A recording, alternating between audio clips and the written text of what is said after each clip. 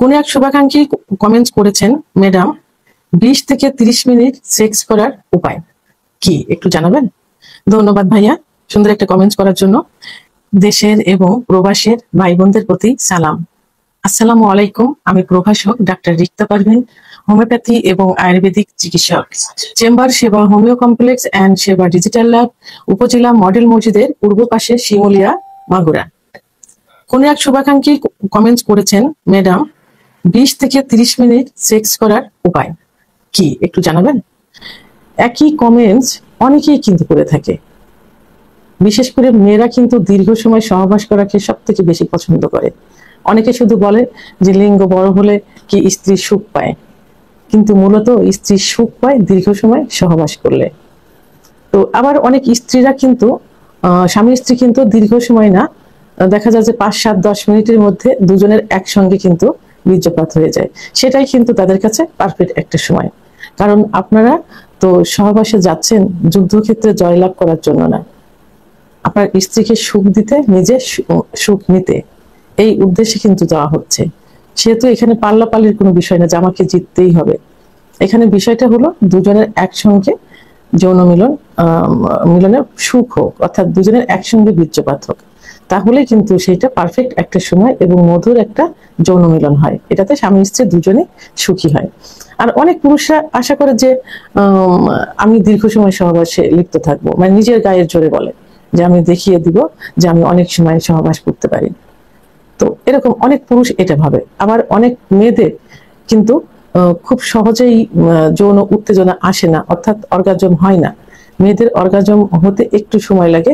কোনো কোনো ক্ষেত্রে দেখা যায় 10 থেকে 15 মিনিট, কোনো ক্ষেত্রে 30 থেকে 35 মিনিট ফোরফেলে করার পরে এবং যৌন মিলনে থাকার পরে কিন্তু সেক্স উত্তেজনা আসে বা অর্গাজম হয়।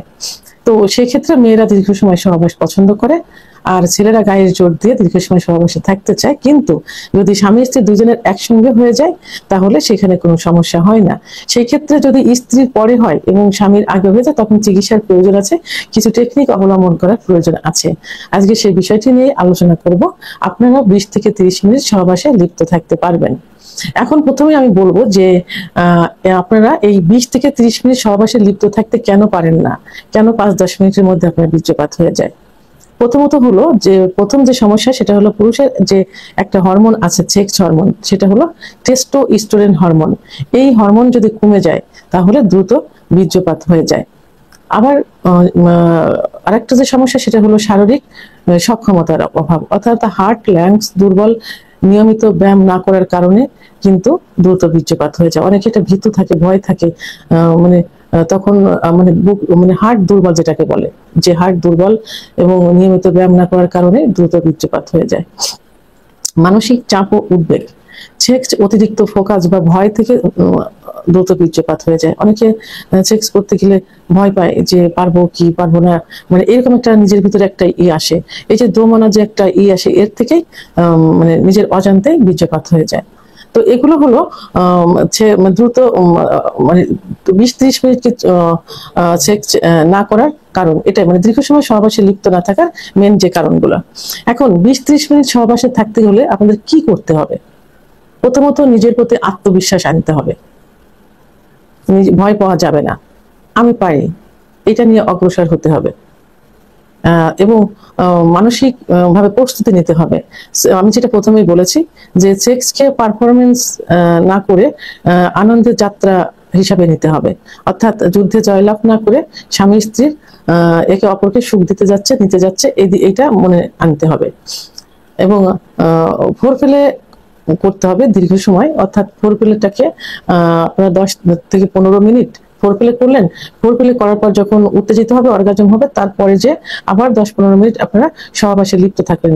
এই যে গড় এভারেজ যে সময়টা আসছে, এই সময়টার ভিতরে কিন্তু দুজনেরই একসঙ্গে বীর্যপাত হয়ে যায়। তাহলে এভাবে ফোরপ্লের মাধ্যমে কিন্তু দীর্ঘ সময় সহবাসে লিপ্ত থাকা যায়।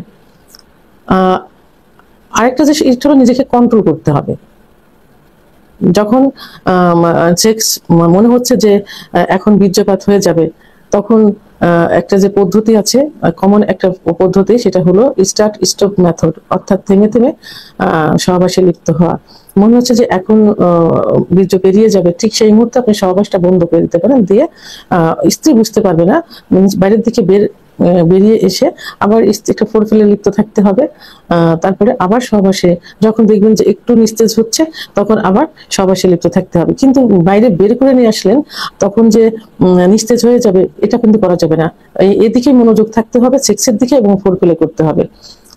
আরেকটা যে টেকনিক, সেটা হলো সুইচ টেকনিক। সেটা কি, লিঙ্গের যে মাথা, যে ফোর স্কিন যে জায়গাটা থাকে তার নিচে যখন দেখছেন যে বীর্য বেরিয়ে যাবে, ঠিক সেই মুহূর্তে কি করতে পারেন, আপনারা নখ দিয়ে আস্তে করে চেপে ধরবেন। আস্তে করে চেপে ধরলে তখন বীর্যপাত কিন্তু হবে না, থেমে যাবে। এভাবে কয়েকবার টেকনিক অবলম্বন করতে হবে। যখনই এরকম হবে তখনই বের করে আঙ্গুল দিয়ে চাপ দিতে হবে। এটাকে কি বলে, সুইচ টেকনিক বলে এটাকে। এভাবে চেপে ধরলে আপনার সময় নিয়ে কিন্তু সহবাস করা যাবে। আরেকটা হলো পজিশন চেঞ্জ করতে হবে।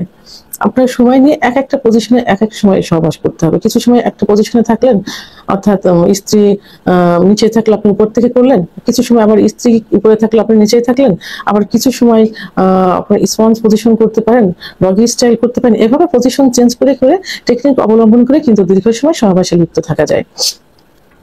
আরেকটা আছে শরীর চর্চা। শরীর চর্চা অর্থাৎ নিয়মিত এক্সারসাইজ করতে হবে, কেগেল এক্সারসাইজ করতে হবে এবং যোগ ব্যায়াম করতে হবে। এটা ইউটিউব চ্যানেল সার্চ দিলে কিন্তু পাওয়া যাবে যে দীর্ঘ সময় সহবাসের কেগেল এক্সারসাইজ কোনটা।